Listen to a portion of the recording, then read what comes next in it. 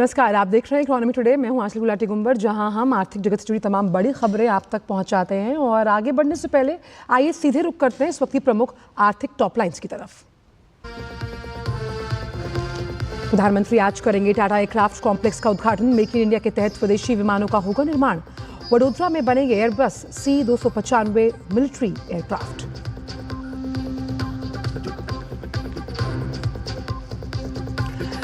दिवाली में इस साल हो सकता है 4.25 लाख करोड़ रुपए का व्यापार।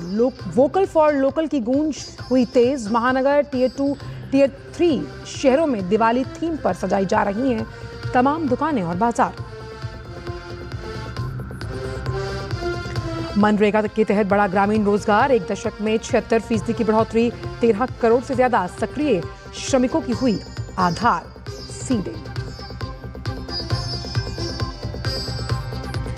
और सप्ताह के पहले कारोबारी दिन बढ़त के साथ खुले भारतीय शेयर बाजार। शुरुआती कारोबार में सेंसेक्स 80,000 के करीब, निफ्टी 24,250 के करीब कारोबार करता हुआ आ रहा है नजर।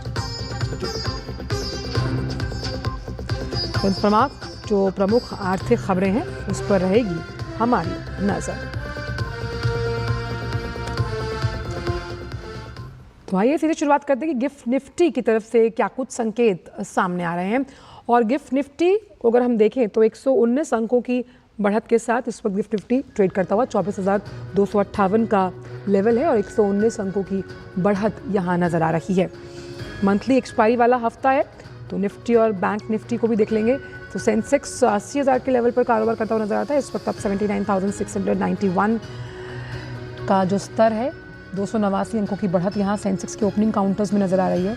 थर्सडे को मंथली एक्सपायरी है, मुहूर्त ट्रेडिंग भी होगा उससे पहले दीपावली से, और एक करेक्शन की उम्मीद भारतीय शेयर बाजारों में एनालिस्ट मान रहे हैं।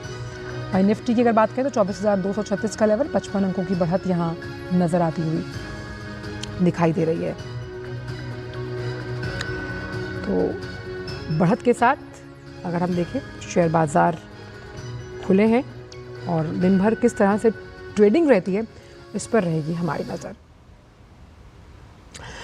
प्रधानमंत्री नरेंद्र मोदी आज गुजरात में स्पेन के प्रधानमंत्री पेड्रो सांचेज के साथ मिलकर टाटा एयरक्राफ्ट कॉम्प्लेक्स का उद्घाटन करेंगे। ये कॉम्प्लेक्स C-295 विमान के निर्माण के लिए बनाया गया है। क्या कुछ खास है, आइए सीधे जानते हैं इस रिपोर्ट के जरिए। भारत में अलग अलग स्थानों पर तैयार कलपुर्जों को जोड़कर सैन्य विमान बनाने की निजी क्षेत्र की पहली यूनिट शुरू होने जा रही है। प्रधानमंत्री नरेंद्र मोदी स्पेन के राष्ट्रपति के साथ टाटा एयरक्राफ्ट कॉम्प्लेक्स का उद्घाटन करेंगे। टाटा एडवांस सिस्टम लिमिटेड द्वारा कॉम्प्लेक्स C-295 विमान का निर्माण किया जाएगा। C-295 परियोजना के तहत 56 विमानों का निर्माण किया जाएगा, जिसमें से 16 विमान एयरबस के जरिए सीधे स्पेन से प्रदान किए जाएंगे, जबकि शेष 40 विमानों का निर्माण भारत में किया जाएगा। TACL इन 40 विमानों का निर्माण करेगी। यह सुविधा भारत में सैन्य विमानों के लिए पहली निजी क्षेत्र की फाइनल असेंबली लाइन होगी। इस प्रक्रिया में विमान के निर्माण से लेकर असेंबली, परीक्षण और उसे सक्षम बनाने से लेकर डिलीवरी व रखरखाव तक शामिल है। 2022 में प्रधानमंत्री ने वडोदरा में फाइनल असेंबली लाइन की आधारशिला रखी थी। अब वो इसका उद्घाटन करने जा रहे हैं। मेरे पीछे जो विमान आपको दिखाई दे रहा है उसका नाम है C-295। आपको बता दें कि इंडियन एयर फोर्स का ये नया मालवाहक विमान है और टाटा एडवांस सिस्टम लिमिटेड के द्वारा इस विमान को बनाया जा रहा है। अगर इसकी हम क्षमता की बात करें तो 5,000 किलोग्राम से लेकर 10,000 किलोग्राम तक का जो वजन है इस विमान के अंदर लेकर जाया जा सकता है। एक बड़ी कह सकते हैं कि सौगात इंडियन एयर फोर्स को मिलने जा रही है। कैमरामैन मनमोहन के साथ नीरज सिंह, DD न्यूज़, वडोदरा। और रक्षा क्षेत्र की जब हम बात करते हैं तो आज का जो ये दौरा है वो युगांतकारी और क्रांतिकारी साबित होगा, जब हम डिफेंस प्रोडक्शन को खास तौर पर घरेलू स्तर पर बढ़ावा देने की बात कर रहे हैं। बढ़ते आगे, RBI के गवर्नर शक्तिकांत दास को अमेरिका की पत्रिका ग्लोबल फाइनेंस ने शीर्ष केंद्रीय बैंकर का दर्जा दिया। ये लगातार दूसरा वर्ष है जब उन्हें विश्व स्तर पर शीर्ष केंद्रीय बैंकर का दर्जा दिया गया। अमेरिका के वॉशिंगटन DC में आयोजित एक कार्यक्रम में शक्तिकांत दास को ये सम्मान दिया गया है। शक्तिकांत दास को 3 केंद्रीय बैंकों के जो गवर्नर्स हैं उनकी सूची में शीर्ष पर रखा गया, जिन्हें A+ रेटिंग दी गई। ग्लोबल फाइनेंस पत्रिका ने मुद्रास्फीति पर नियंत्रण, आर्थिक वृद्धि लक्ष्यों, मुद्रा स्थिरता और ब्याज दर प्रबंधन में सफलता के लिए रेटिंग दी है। शक्तिकांत दास के अलावा डेनमार्क के क्रिस्टियन केटल थॉम्सन और स्विट्जरलैंड के थॉमस जॉर्डन को भी केंद्रीय बैंकरों की A+ श्रेणी में स्थान दिया गया।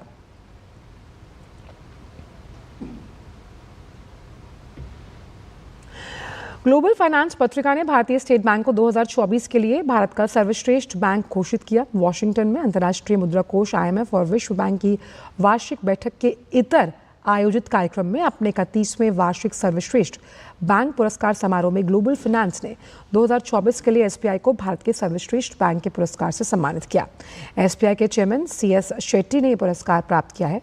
बैंक को ये पुरस्कार असाधारण सेवाएं प्रदान करने और अपने ग्राहकों को विश्वास जीतकर देश भर में वित्तीय समावेशन को बढ़ावा देने की प्रतिबद्धता के लिए मिला है।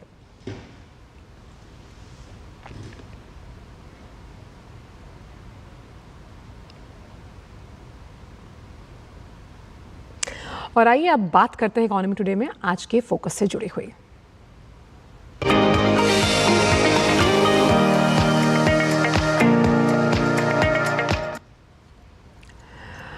तो आज फोकस में हम करेंगे चर्चा एनिमेशन और गेमिंग इंडस्ट्री के विस्तारीकरण को लेकर, जिसका जिक्र प्रधानमंत्री ने मन की बात के 115वें एपिसोड में भी किया है। आइए समझने की कोशिश करते हैं कि भारत में जो एनिमेशन और गेमिंग क्षेत्र है वो एक नई क्रांति की राह पर चल पड़ा है और इसकी वजह ये है कि गेमिंग स्पेस का तेजी से विस्तारीकरण भी किया जा रहा है।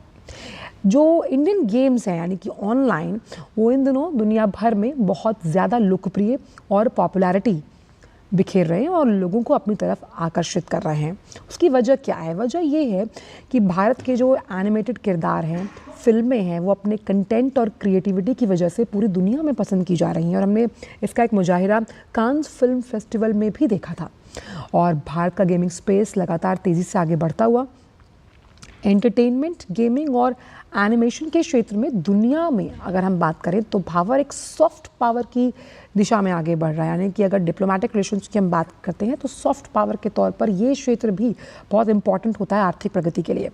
एनिमेशन के लिए नेशनल सेंटर ऑफ एक्सीलेंस बनाने को अभी हाल ही में कैबिनेट ने मंजूरी दी है और ये ज़रूरी क्यों है कि कैसे ये केंद्र जो है वो स्टार्टअप्स के लिए इंक्यूबेशन सेंटर के रूप में काम करेगा और ये इंक्यूबेशन सेंटर्स जो हैं वो इस पूरे सेक्टर में रोज़गार की असीम संभावनाएं प्रदान करेंगे। इससे आगे का रास्ता कैसे खुलेगा? देश में जो तमाम क्रिएटर्स हैं वो अपनी क्रिएशन से इकोनॉमी को आगे बढ़ाएंगे, उसमें आर्थिक प्रगति को बल मिलेगा और इससे इस क्षेत्र में विदेशी निवेश आने की जो संभावना है उसके चांसेस भी और ब्राइट हो जाते हैं।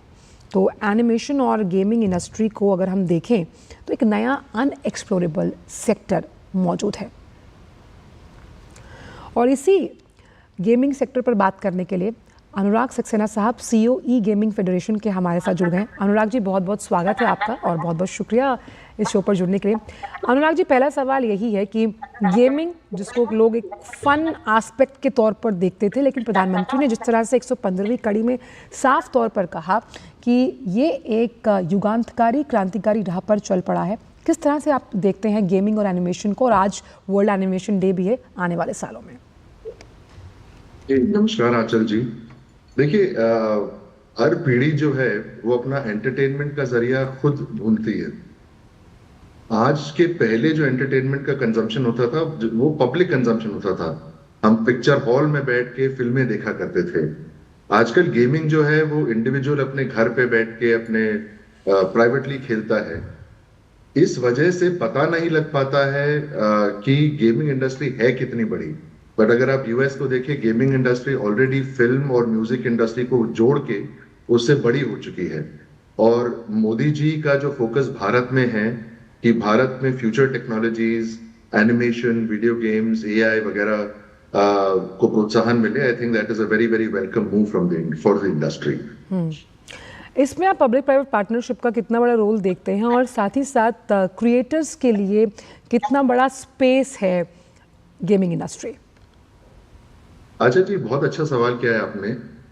In fact you will be proud to know कि ई गेमिंग फेडरेशन जिसको मैं हेड करता हूँ, जी। बहुत ही रिसेंटली हम लोग ने मिनिस्ट्री ऑफ इंफॉर्मेशन ब्रॉडकास्टिंग के साथ में मिलके भारत में जो विकास की जर्नी है, जो आज जिस पथ पे भारत है, उस पे आधारित हमने एक गेम लॉन्च किया है, सिटी क्वेस्ट।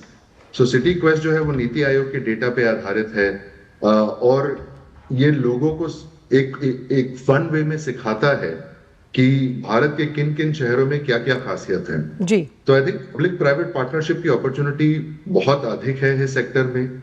हमारी तरफ से सिटी क्वेस्ट जो गेम लॉन्च हुआ है गवर्नमेंट ऑफ इंडिया के क्रिएट इन इंडिया चैलेंज के अंडर, वो एक छोटी सी भेंट है देश के लिए। पर ऐसे सैकड़ों और हजारों अपॉर्चुनिटीज हैं कि गेम्स के थ्रू भारत का कल्चर, भारत की विविधता, भारत की प्रोग्रेस, भारत के विकास को दर्शाया जाए। अनुराग जी, बहुत अहम आपने बात की और ख़ास तौर पर इनोवेशन की जो हम एक प्रथा मानते हैं कि नवोन्मेष के साथ आप कई सेक्टर्स में आगे लेकर जाते हैं, वो कैसे इसके साथ डोमिनेट करेगी और इवॉल्व करेगी? क्योंकि कोई भी बिजनेस एकदम से सक्सेसफुल नहीं होता, इवॉल्वमेंट इज़ वेरी इंपॉर्टेंट। तो वो इवॉल्वमेंट चरणबद्ध तरीके से गेमिंग क्षेत्र में किस तरह से की जाएगी? देखिए, इसमें दो या तीन इसमें एंगल होते हैं आंचल जी। एक तो ये है कि इनोवेशन की एक मेंटालिटी देश में होनी चाहिए, कि लोगों को चाहिए कि वो कुछ नया इजाद करे, उसको मार्केट जो है वो खरीदे और उनकी इकोनॉमिक प्रोग्रेस इंडिविजुअल उसमें रहता है या कंपनी रहती है। दूसरा है इन्वेस्टर और तीसरा है गवर्नमेंट। तो अभी जैसे आपने निर्मला जी का स्टेटमेंट सुना होगा पिछले जीएसटी काउंसिल के बाद में कि हमारा जो सेक्टर है वो 412% ग्रो किया है, 412% एनुअली। अभी आप इंडस्ट्रीज देखिए तो 20, 30, 35% ग्रोथ लाने में तेल निकल जाता है। वहीं पे हमारी तरफ से जो है जीएसटी कंट्रीब्यूशन 412% ग्रो किया है, 6,909 करोड़ पे हैं हम लोग आज की डेट पे। सो सरकार भी देख रही है कि इसमें पोटेंशियल कितना ज्यादा है। अब धीरे धीरे करके जब इंडस्ट्री के लिए रेगुलेशंस बनेंगे, एक प्रोग्रेसिव रेजीम आएगा, तब जाके जो है foreign investors, venture capital funds, private equity funds वगैरह जो हैं, वो लोग और खुल के देश में इन्वेस्ट करेंगे इस सेक्टर में। पर अभी अर्ली स्टेजेस हैं गेमिंग इंडस्ट्री के। प्रोग्रेसिव रेगुलेशन जैसे जैसे आ रहा है वैसे वैसे इंटरेस्ट बढ़ता हम देख रहे हैं। आई थिंक अगले 1-1.5 साल में जब रेगुलेटरी क्लैरिटी आ जाएगी, that is when you will see the gaming industry really take off in India. बिल्कुल। और एनिमेशन के लिए जो हाल ही में नेशनल सेंटर ऑफ एक्सीलेंस बनाने के को कैबिनेट ने मंजूरी दी है, उस पर भी करेंगे चर्चा। लेकिन वक्त एक छोटे से ब्रेक का है। इकोनॉमी टुडे के आज के फोकस में जुड़े रहिए इस खास शो के साथ। बेटियां घर की रौनक हैं, बेटियां घर संवारती हैं, बेटियां पीढ़ियां सजाती हैं, बेटियां घर की बुनियाद कहलाती हैं। बेटियों को सलाम करता है मोंगिया स्टील, स्टील का बादशाह। एक ऐसा तबका जो रिटायरमेंट के बारे में आज भी बिल्कुल नहीं सोचता, वो है औरतें। औरतें कमा के भी वल्नरेबल हैं। सो एनपीएस एक इक्वालिटी ला रहा है। हम सब एक बराबर प्लेटफॉर्म पे हैं। अपने बेहतर कल को सुनिश्चित करने के लिए एनपीएस जरूरी है। बात जब पीढ़ियों के लिए बनने वाले घर की हो तो जिम्मेदारी बड़ी हो जाती है। गैलेंट समझता है ये जिम्मेदारी। अब डबल एम रिब्स के साथ गैलेंट एडवांस टीएमटी रीबार, निर्माण का रियल हीरो। ब्रेक के बाद सभी का स्वागत है इकोनॉमी टुडे में। और आज हम चर्चा कर रहे हैं गेमिंग और एनिमेशन सेक्टर पर। हमारे साथ विशेष मेहमान जुड़े हुए हैं। अनुराग जी, जो सेंटर ऑफ एक्सीलेंस है जिसके लिए कैबिनेट ने मंजूरी दी है, किस तरह से ये एक नोडल एजेंसी के रूप में काम करेगा गेमिंग और एनिमेशन सेक्टर के लिए? देखिए, जो अगर किसी पौधे को आप फल देना है कभी जाके, तो उसमें पानी लगता है, खाद लगती है, फर्टिलाइजर लगता है, पेस्टिसाइड लगता है, और वो देने का तो और वो सब डालने की जिम्मेदारी किसी ना किसी पे पड़नी चाहिए। वी वेरी प्राउड कि वो जिम्मेदारी जो है वो भारत सरकार ने ली है through the centre of excellence. जो फ्यूचर टेक्नोलॉजीज हैं आज के डेट पे, machine learning, artificial intelligence, gaming, extended reality, animation वगैरह, हमें ये वी शुड नॉट फॉरगेट कि भारत जो है वो चीन के साथ, अमेरिका के साथ, यूरोप के साथ compete कर रहा है, जहां पे इकोसिस्टम थोड़ा और इवॉल्व रहा है हिस्टोरिकली। तो जिसको हम लोग अपनी लैंग्वेज में लीप फ्रॉगिंग बोलते हैं कि अगर हमें कूद के उनके साथ कदम से कदम मिलाना है तो उसके लिए ऐसे centre of excellence these are inevitable, अनिवार्य है कि इस तरह के सेंटर ऑफ एक्सेलेंस बनाए जाए जहां पे टैलेंट आए, जहां पे आईपी क्रिएट हो, जहां पे मोनेटाइजेशन की स्ट्रेटजी बनाई जाए, और जहां पे जो है एक ब्रिज बनाया जाए भारत के पास्ट में और भारत के फ्यूचर में, कि जिस रेट से भारत ग्रो कर रहा था और जिस रेट पे ग्रो करना चाहिए अमृतकाल अचीव करने के लिए, उसका ब्रिज जो है वो ऐसे सेंटर ऑफ एक्सेलेंसेस हैं। और कैसे अगर हम माने इस सेंटर ऑफ एक्सीलेंस की वजह से हम रोज़गार में तो असीम संभावनाएं यहाँ देखते ही हैं, लेकिन जब हम एंटरटेनमेंट को एक हब बनाने की बात करते हैं उसके लिए भी एक अहम प्लेटफॉर्म प्रदान करता है। जी एकदम सही कहा मैडम आपने। देखिए, जो आप पहले भी सॉफ्ट पावर की बातें कर रही थी ना जी, why is animation, why is movies, why is content important?